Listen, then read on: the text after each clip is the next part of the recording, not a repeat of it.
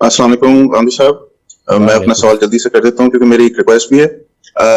ایک حدیث میری نظر سے گزری، غالباً ترمذی اور ابن ماجہ میں ہے، اور اس چیز سے ملتی جلتی بخاری میں بھی ہے کہ عشاء کو ڈیلے کرنے کا یا تاخیر سے پڑھنے کا کچھ زیادہ اس میں بہتر ہے۔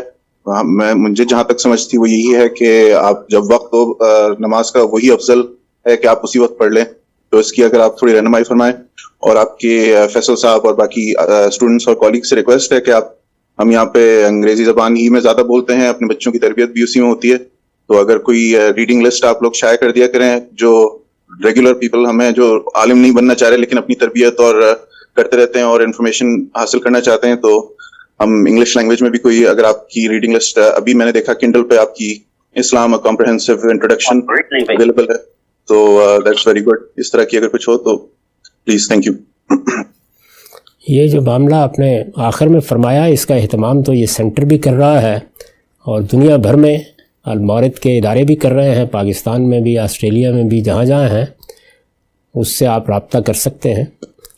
جہاں تک آپ کے سوال کا تعلق ہے تو اس کے جواب میں یہ عرض ہے کہ رسول اللہ صلی اللہ علیہ وسلم کا اسوہ ہی ہمارے لیے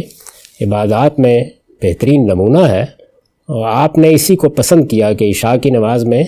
تاخیر کی جائے۔ اس کا اصلی مقصود